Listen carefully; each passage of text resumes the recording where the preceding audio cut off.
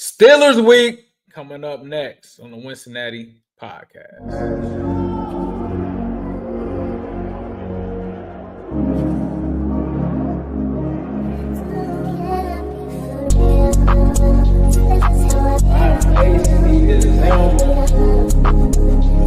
It's an exciting time to be a Bengals fan.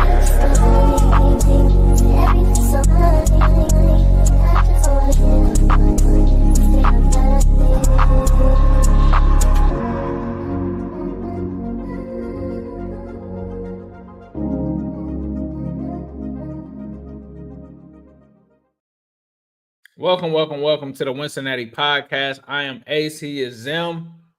We are back. It's Steelers week. If you guys didn't get a chance to check it out, we did the roundtable. Check that out. Make sure you lock in.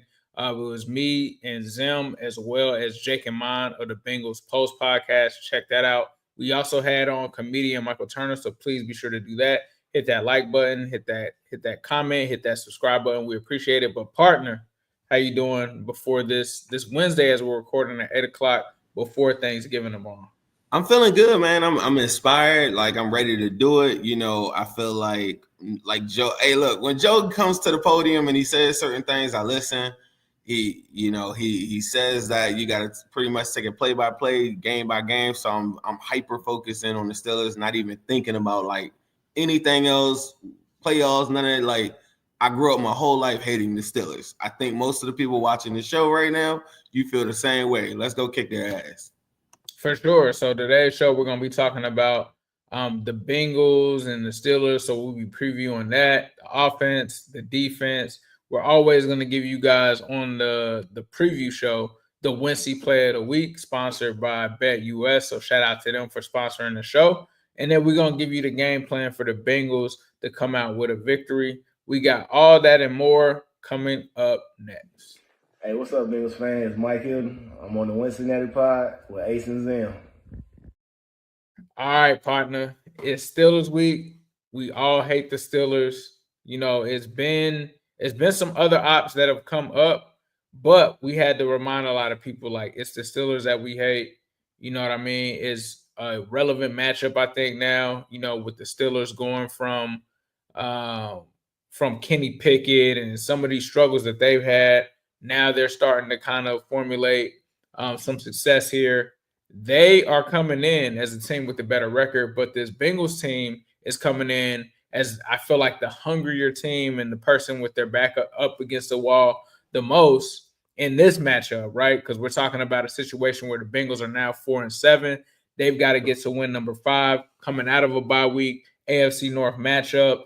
Joey B, we're in the jungle. So let's kick this off with the Bengals offensive side of the ball against the Steelers. What do you think, and how do you think this kind of plays out for them? Hey, can I say, on the show that they do on NFL Network with Ocho Cinco and Ryan Clark, they had a bet, and Ryan Clark, as a Steelers fan representing the Steelers side, did say that he felt like they had more to lose, and they're after something that, you know, I guess maybe Bengals fans aren't catching. Like, they're trying to get the number 1 seed. They went to division, all these different things. So don't think that they're not hungry too. And like you said, Kenny Pickett, last time Joe Burrow saw him, Kenny Pickett did put 30 on the Bengals, but Joe Burrow went to work on them, 354 touchdowns. Offensive side of the ball, it's the formula that I'm gonna be preaching, and every single time I get a chance to talk about it on the show, I think Bengals fans are, or not just Bengals fans, I think people are not understanding or they're underestimating T. Higgins. I think T. Higgins, the last time that Joe Burrow had him and Jamar Chase wasn't there, in that same game they threw for 350 and 4 touchdowns. T. Higgins is a guy that steps up in big games like that. I think this is going to be a big T. Higgins game, bro. I feel like we're doing Bengals offense, right? Yep.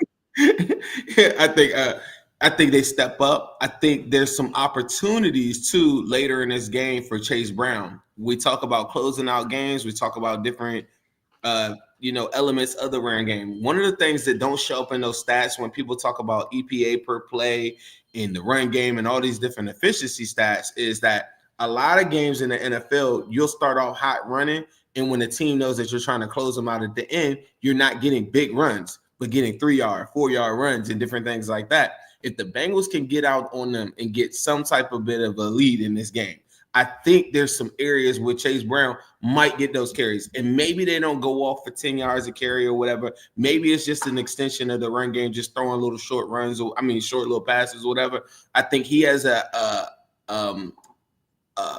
wouldn't say featured, but I think he has a chance to get a lot of different run in this game for bigger plays early in the game. And I think Khalil Herbert also will make his mark in this game where he starts to get a couple games, a couple carries under his belt and help him out.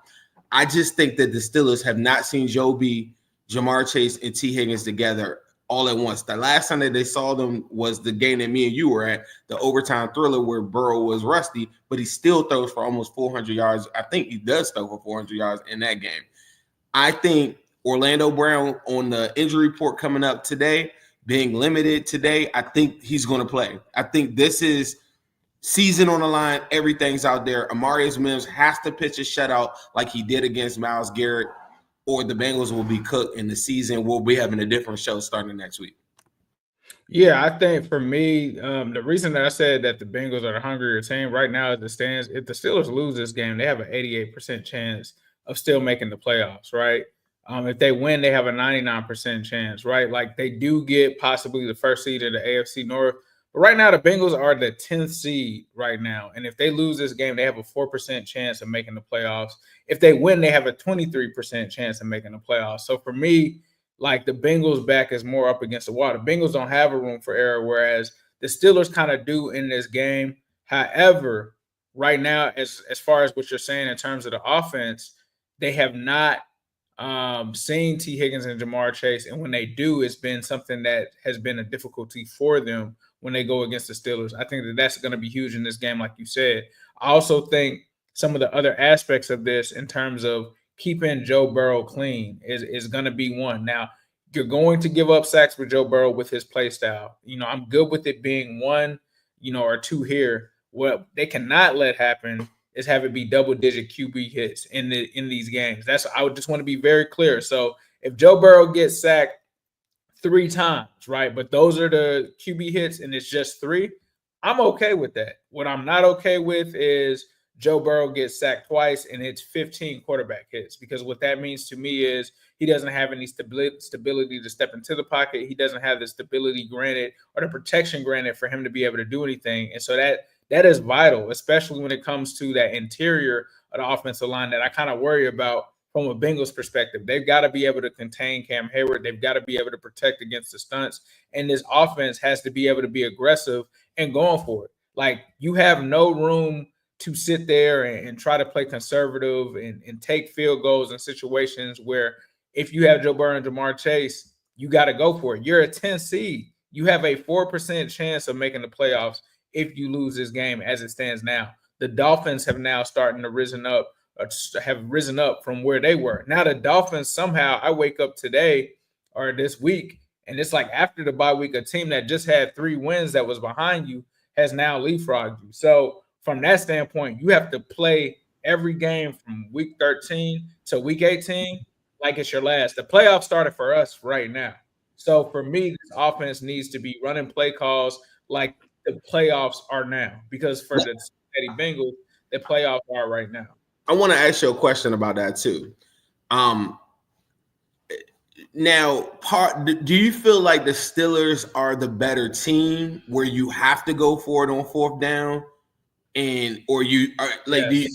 Do you feel like they're the better team? Yes, I feel like they are, because we kind of talked about this last time, and we didn't talk about it last time. We've talked in the offseason about just George Pickens, like right. George Pickens and what he's been able to do against this team, especially the last game, right? Right. So am I worried that they're a team that's as explosive as like the Ravens when it comes to scoring? No, right. I don't think that they're that tier, but they're not a team that you can keep around, because if you keep them around, you can have a guy like George Pickens make an explosive play. And so for me, I do think that they're overall, if you're talking about offense and defense, I think overall they may be a more balanced team. But I think that they're a dangerous team to keep around when you have a guy like George Pickens on that offense that can do some things. The reason why I asked you that though is like generally like you'll see a team or a coach or whatever bust out like a trick play, go for it a lot, fourth downs, be very aggressive when they know or they fear the other team like scoring. For me personally in this game, I don't think I will be as aggressive. If it was like 4th and 2, anything on R40 and further, to your point on wit. But like the conversations that we were having like last week about like 4th and 8 and stuff against the Steelers. I'm going for it, bro. You're going for it. I'm going for it. I feel like if you play, if it's 4th and 6 or 4th and 8, or you're kicking a 50-yard field goal, which one are you doing with Evan McPherson? Because it's not just, I can see if you're punting it back to him. I'm saying the alternative is you're kicking a 50-yard field goal with Evan McPherson. No, if it's 4th and 8 and I got to kick a 50-yard field goal, maybe. It just depends on the game itself. But my train of thought is this. This game, I don't feel like they're as explosive, or I'm fearful of like how Justin Herbert's arm was. So if I were to get Russell Wilson and them pinned at the 1-yard line, or in the 10, I'm playing more field position because I feel like they're more fearful of our firepower. And when you go look at and this is the one thing about being aggressive too. When you look at that Eagles game, I didn't feel like that game should have been a blowout like that. But if you remember, we went for 4th down on our side of the field. They took over and they scored off of that early, and then we had like another turnover. So and then before you know it, like the game's out and we lose by 20. And to me, the Steelers are a team that could do that to you if you're like too aggressive. And I feel that. I just don't trust our defense. Like, our defense has been a team that's given up. You talk about the Ravens game. They gave up the 90-yard touchdown or whatever. They've been a team that in some of those drives have given up, drives in like a minute or two. So, like, for me, I just trust my offense way more than I trust my defense at this point. And I can't trust the Bengals defense at all at this point. I don't feel like they can stop anybody. I'm going to just keep it a buck. Like, I don't. Giving them another situation and expecting the defense to make the stop, I'm just not at that point. Like, I trust Joe Burrow way more than any other entity on this team, whether it's special teams or defense. I understand what you're saying. I just don't trust the defense, bro. Like, especially we talking George Pickens as it stands right now, like going into a game, like, not saying I don't have confidence in our guys, but like, George Pickens is the 3rd leading wide receiver in the NFL right now, and we're talking about putting him in against, a rookie, Josh Newton, or like I don't like I said, I'm hoping that our guys ball out, but until they show me, I don't know if I want to put our defense in a situation with Geno Stone and these guys having to stop a deep bomb from George Pickens. But yeah, I get what you're saying. I think the big thing for us from an offensive standpoint is also making sure that we cash in so we're not on those 4th down situations. I think that's something that you talked about was like when Burrow gets these 3rd down opportunities, he has to cash them in and convert them into 1st downs. They can't struggle on 3rd down, I think, in this game. Obviously, it's a good defense that they're facing, but that also has to be something from an offensive perspective that they do. Was there anything else that you wanted to touch on that the Bengals need to do from an offensive perspective before we switch to defense? I think that to finish games, I just think part of, like what you're saying that you're cautious on, it goes hand in hand with what I'm saying is like, I don't trust our defense if they were not to convert a 4th down and we were like on our side of the field or something like that. I don't trust our defense to hold them. Like, I feel like the Steelers are waiting for you to do something like that and not get it. And so the Bengals have to be able to close on 3rd down conversions. That is so important in this game. And red zone efficiency is so important because, like you're saying, you can't settle for field goals. Like early in the Chargers game, a lot of people, when I was telling them how I felt about the game, they were like, well, I mean, what do you want, Joe to play perfect? I don't think that they played perfect. I thought that they settled for 2 field goals early in that game. They had 6 points on the board. They had another drive that they went 3 and out. They came out of halftime and then went 3 and out again.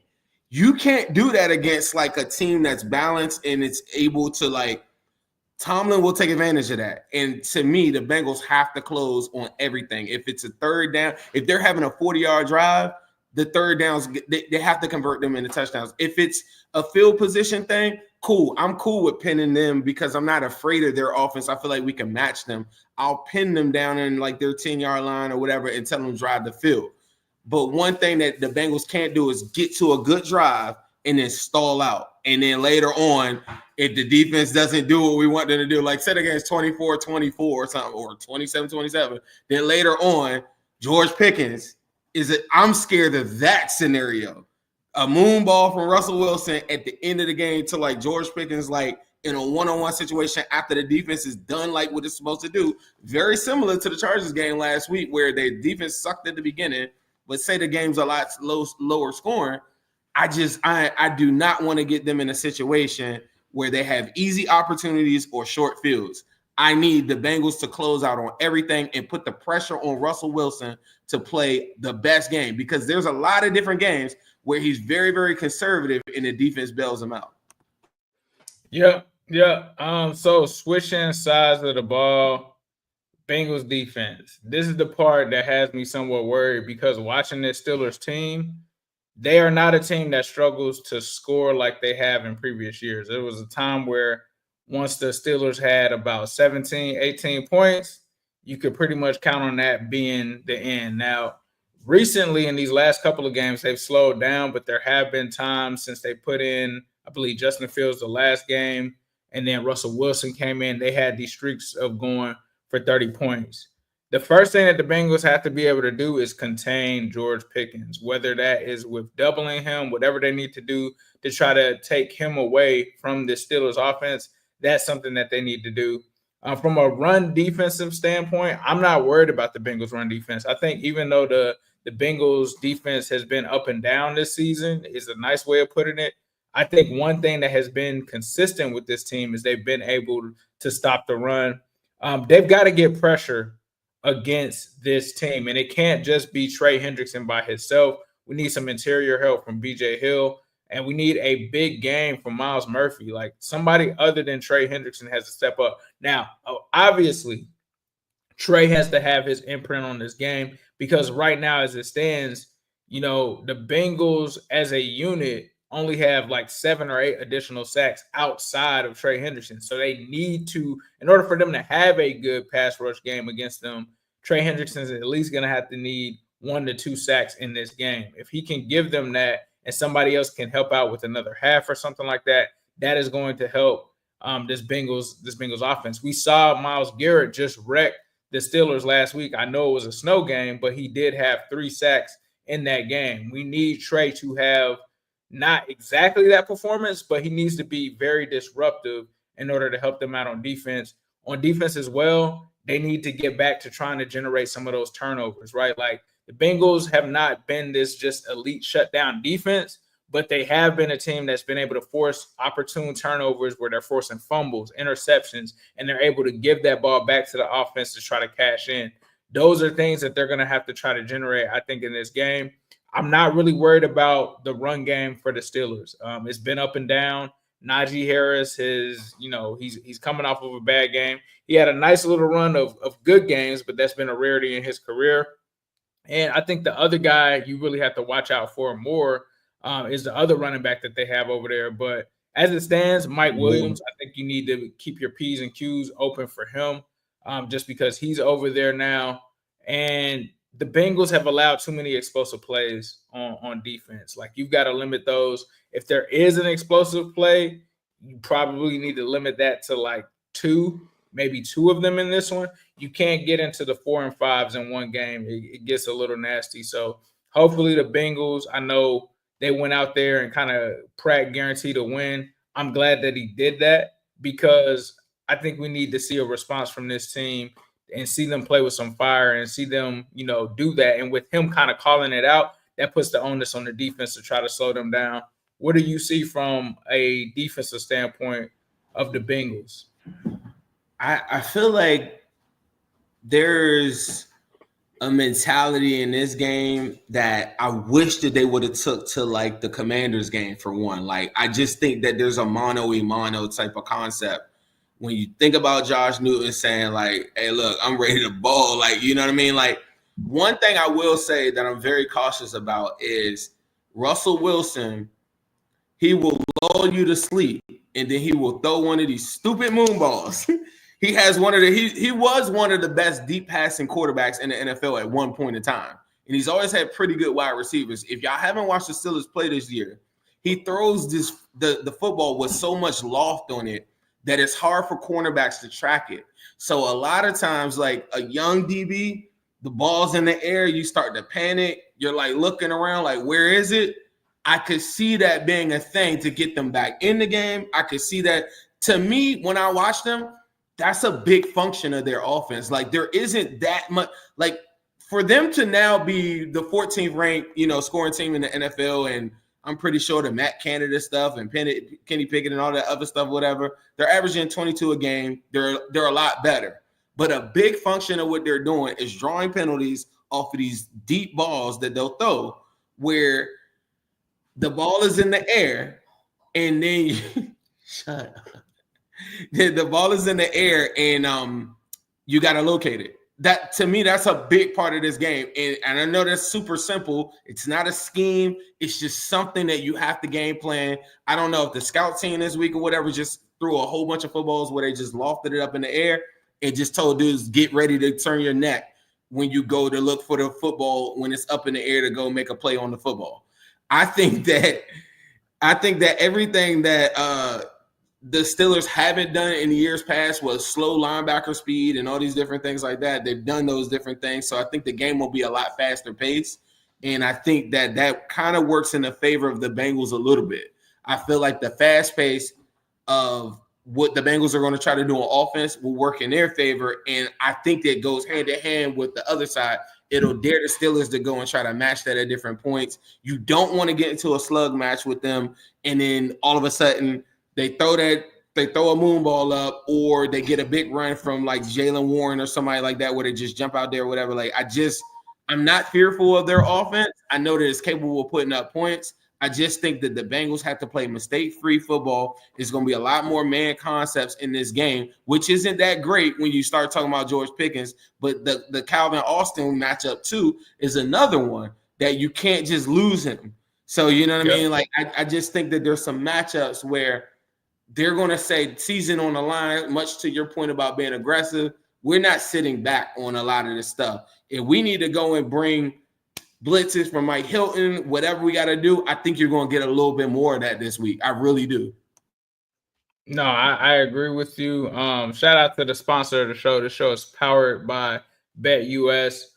Right now, head on over to there right now. Make your bets. Right now, this game has the Bengals favored by 3.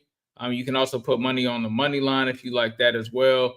Bengals -3, over and under the total is set at 47 for this game. Bengals are playing at home, so if you do want to take advantage of that, definitely head on over to BETUS. Right now, they're also doing the 150% match bonus. You get that by entering promo code YouTube150. So make sure that you head on over to BETUS where the game begins. Place that bet. It's Steelers week, man. If you're going to bet on the Bengals, you got to do it during Steelers week. Defensively, man, Sheldon Rankins, bro, is battling an illness. I don't think that the Bengals can count on this guy. I don't think they've been able to count on him. And, shout out to him. I don't know what he has health-wise or anything like that. At the end of the day, the season is on the line. At the end of the day, you were paid to do a job. I might take some heat for this because, it is what it is. At the end of the day, bro, I need what's best for the Bengals. And right now, we need you on the field. And if you're not on the field and the Bengals paid you the money to be there, it's up to the next guy. It is what it is at this point. Like, if Sheldon Rankins can't play, he can't play. But that's why you drafted Chris Jenkins. That's why you drafted McKinley Jackson. And we're going to need a big game from these guys on defense. And so I'm championing those guys because those guys, the BJ Hills, those guys are the guys that have flashed, I think, over the last couple of times. And I think right now it's just time to really depend on who's there, who's in the building, and who can help you on that side. Hopefully we get to see some Jordan Battle mixed in. Yeah. Do you think CTB? Do you think he's gonna play in this game? I've heard people talk about Absolutely.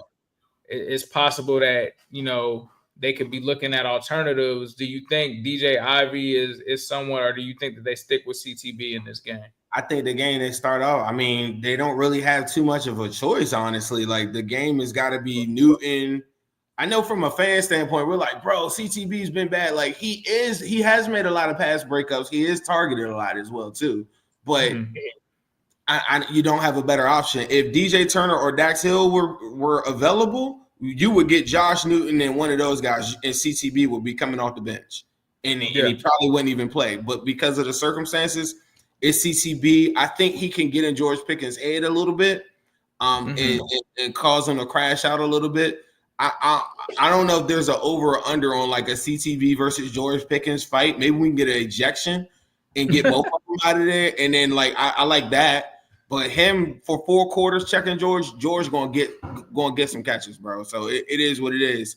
But I don't know if Sam Hubbard has like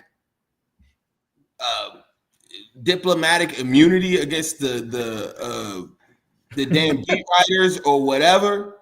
I watched the guys on the beat tear down a rookie wide receiver, second leading rusher mixing, watch them tear down whoever you can think of. But this dude has a 0% pass rush win rate. You talked about Myles Murphy early in this game. There is no world that this dude ever should be playing on third down in any point of any game. You can sell me on the run stop early in games, first and second, cool. On third down, it shouldn't be a thing. I shouldn't see him at all, bro. Like, and those are the things that are very simple to me, more so than are we gonna get Ivy? I just think that he's played himself in the bench. I'm gonna tell you another thing. The same way that they ask other players for pay cuts, if he were to come back next year, because he's still under contract, he should be giving us the biggest Cincinnati kid hometown discount the world has ever seen. I'm talking about like $4 million, $2 million bonus or something like that. There is no way that this guy goes this unscathed for a whole season. Can you imagine if any of these other guys didn't produce at this rate, what they would be saying about him? I just think it's incredible that he has been unscathed like him. And I mean, McPherson has been really bad too, but yeah, I think both of them, bro. I think both. My bad. Go ahead. I ain't mean to cut you off. Go ahead. I think there's some no-brainers on this roster, like where you're saying battle. To me, that's a no-brainer. And the reason why this is a very important part or point. If these guys are going to continue to play, and the coaching staff with Lou Anarumo and Zach, whether you feel how you feel about the burden, how you feel about moving around Volson or however you feel, if they're going to be this stubborn on we're going to play our guys, then you got to take all accountability if you don't make the playoffs. If you don't make the playoffs, I'm going to come right back to the end of the season and I'm going to say, well, you told us it was your scheme, it was your guy, it was your defensive end, it was what I wanted to do. So you have to be accountable for that and say, yeah, you're out of here. Now, you could go the other route. We could see a Tanner McLaughlin. We could see more battle. We could see Myles Murphy. And at least at the end of the year, you could say, well, we're in a transitional stage. But I don't see how everybody doesn't see it. They're playing themselves right out of Cincinnati in my mind. I don't know how you could walk away from this season if they don't make the playoffs and we win a whole 17 weeks where these people are telling us people that are not producing are still playing. That makes no sense.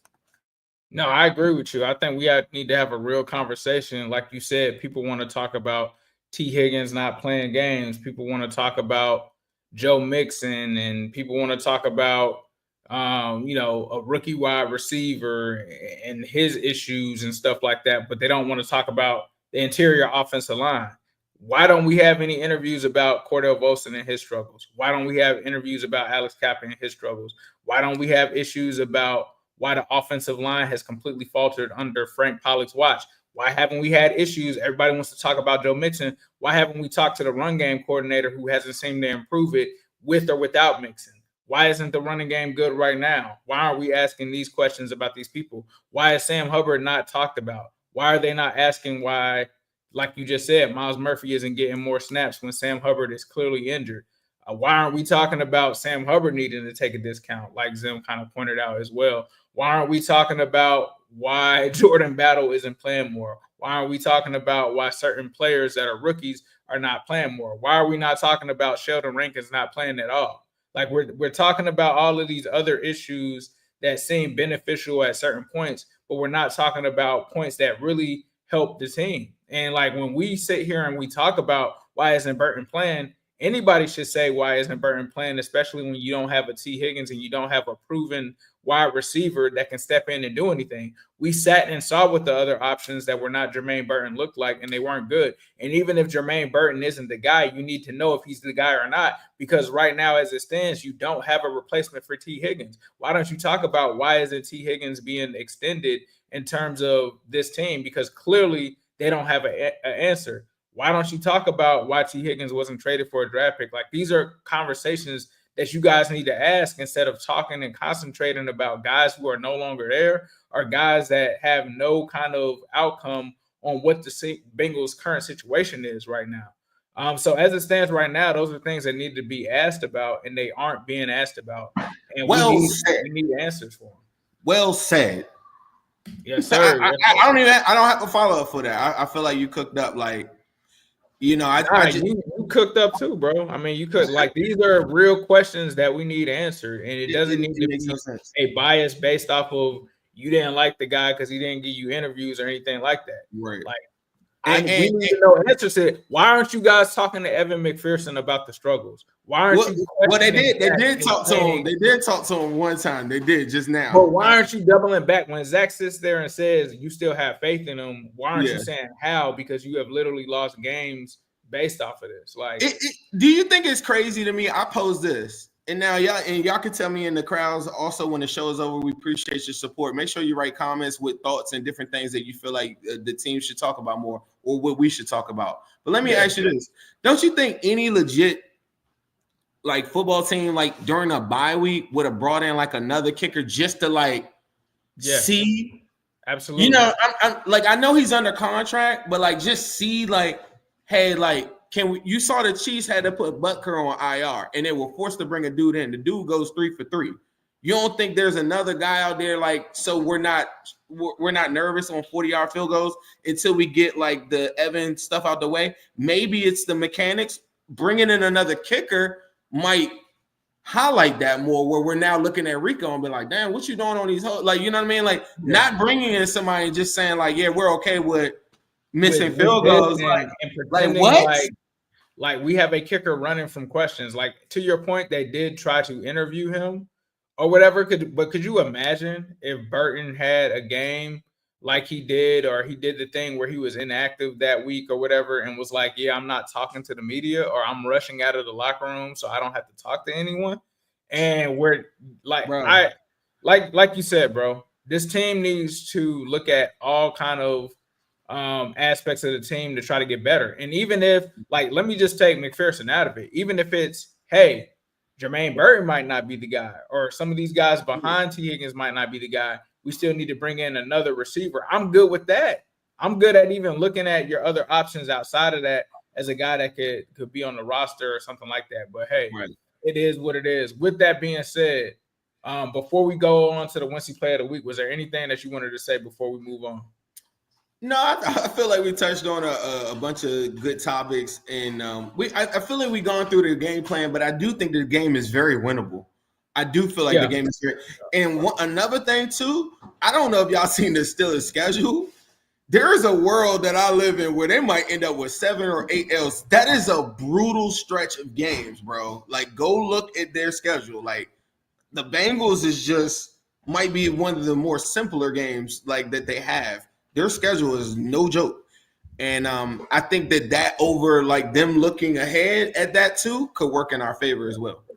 So the remaining Steelers schedules for those listening and those who may not be aware, they have to be at the Bengals, then they are at home against the Browns, then they're at Philadelphia, then they're at Baltimore, Then they're at home against the Kansas City Chiefs, and then they are home against the Cincinnati Bengals. So that's just something to keep in mind as it stands right now. The Wincy play of the week. Let's get into this, bro. We got a couple of options here. Let me bring my screen up here. So if you guys have been rocking with us, shout out to BETUS. That is where we book our bets through. We got some dope props this week as it stands right now. You got the Bengals point spread. You could take the -3 on them if you want. I think we're actually going to go with some props here. So I've got some props pulled up here. I haven't shown Zim these. These are literally on the spot. We do all of these picks organic. So let's take a look at what we got here. Over under receiving yards, we can take either T. Higgins 69.5, Jamar Chase 74.5. They got George Pickens 74.5, and they got Najee Harris 10.5. Which one are you taking? I don't love that. That 69 is I think when we look at the end of the game, I think T. Higgins might have 80 something to 120 yards. It's just tough to. I would take the over on the T. The Jamar one, not necessarily. I think that you heard Tomlin talk about taking him out the game and everything. One that I really like down there in that Russian one, the Burrow 9.5. I think Burrow could get that in one scramble. Yeah, I think Burrow over 9.5. I'm taking that for sure. We'll add more selections to it as well. We got that one. Let's see what else we got here. So you got the Burrow. We also found some anytime touchdowns. So anytime touchdown for Chase Brown is -167. Jamar Chase -143. T. Higgins +129. I really like the T. Higgins one. Anytime touchdown, you're getting a plus on that, +129. I think I'm going with the T. Higgins +129 touchdown. I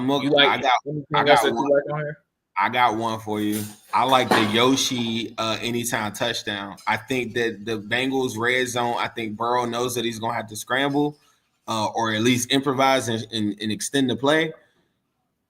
They've done that more times. I think it's been this is not official stat, but I thought it was 10 times this season that they've thrown scramble drill red zone touchdowns. I think Yoshavash with TJ Watt and those dudes like that busting up the play.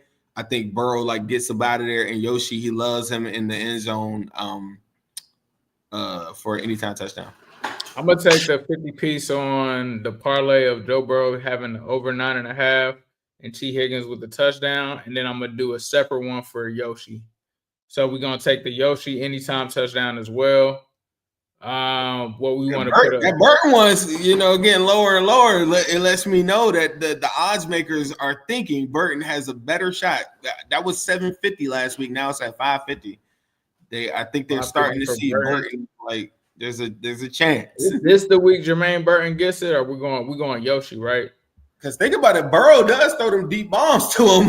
All it takes is for him to time one of them things up. I think the Yoshi one. I don't know, man. I think the Yoshi scramble drill red zone is that's one of the guys he just. The Jamar, of course. What's the Jamar like? What's the Jamar is -143.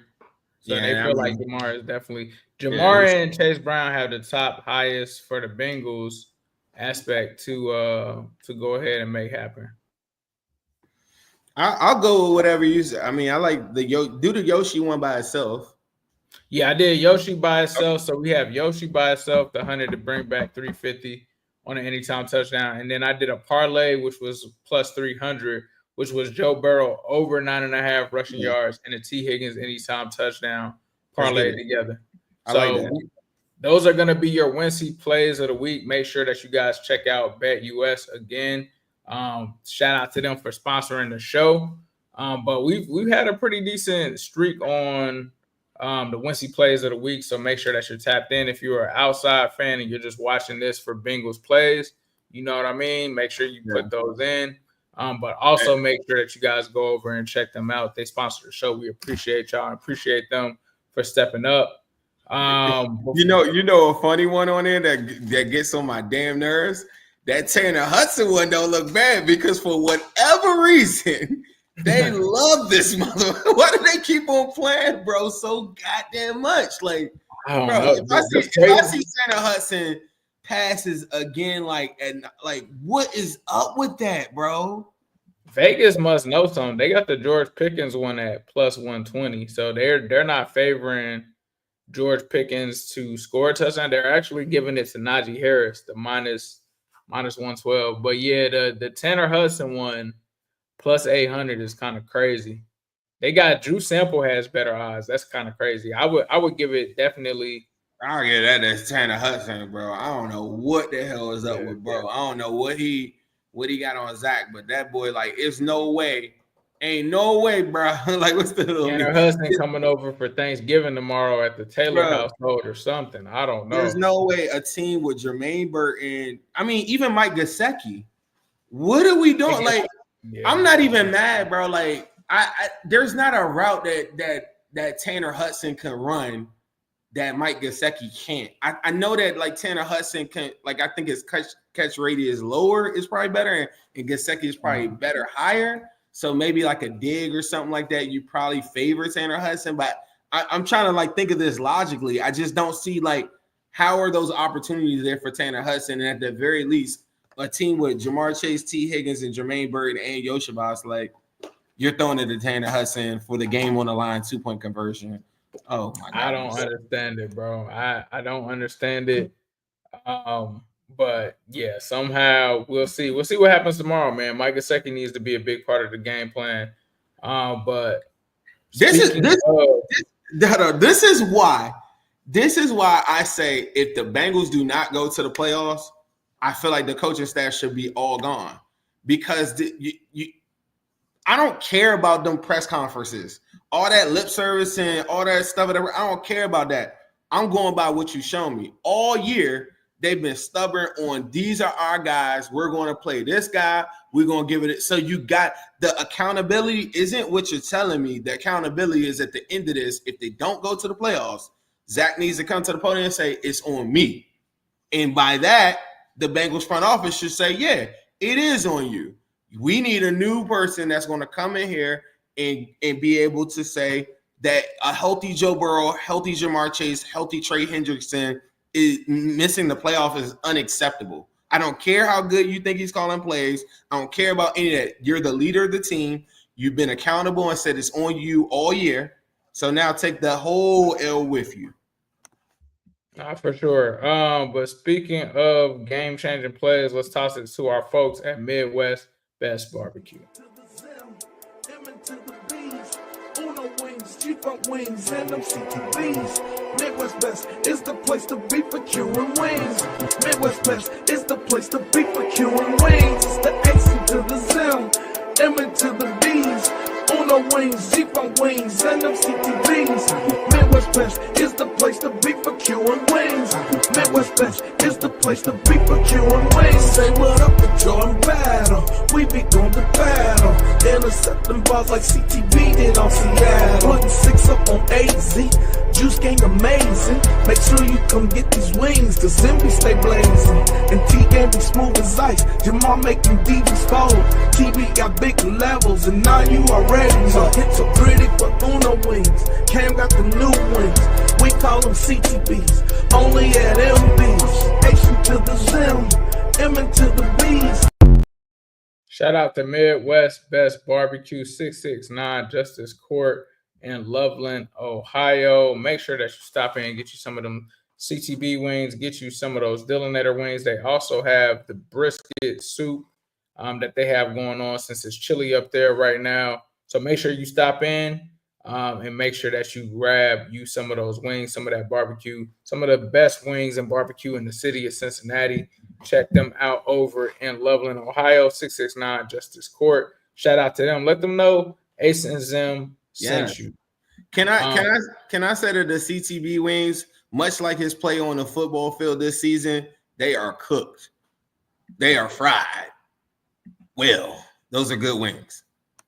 For sure. Brisket wings will get you right too. But them, Give me the game plan. How do the Bengals come out of this one with a W?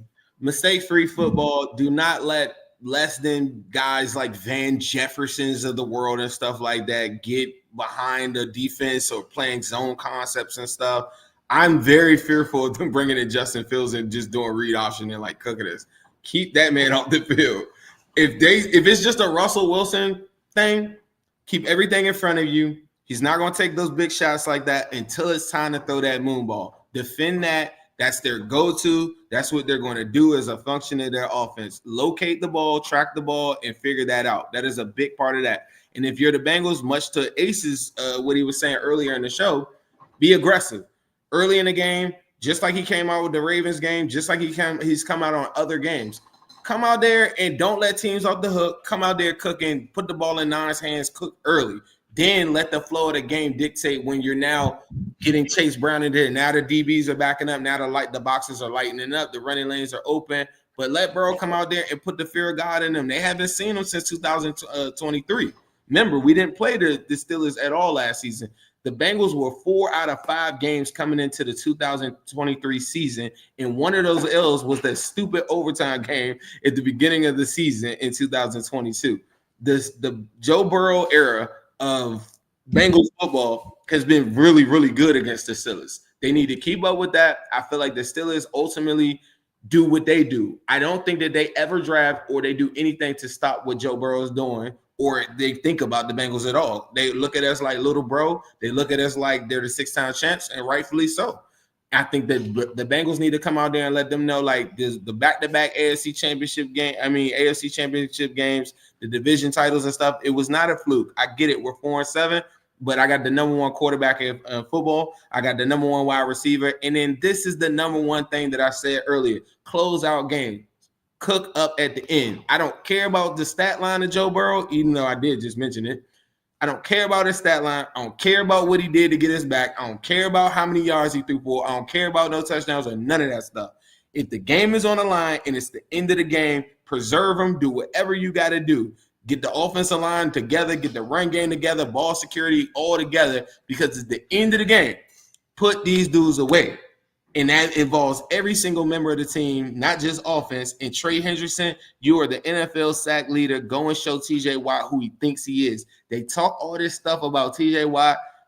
Myles Garrett is so much better. This is a mano-a-mano thing. I got Amarius Mims versus TJ Watt. Go handle your business, Mims. I got Orlando Brown handling his business on the other side. Hopefully he comes back. But I need Trey Hendrickson to be a guy. I want to show everybody what we talk about, and I'll be the biggest cheerleader on the app when we pack and we win this game. And I'll be like, Trey Hendrickson is who we said he is. Yeah. I agree with all of those points. Bengals have to protect the football. Bengals have to score the football. They cannot settle for field goals in this game. They must lead the red zone with touchdowns.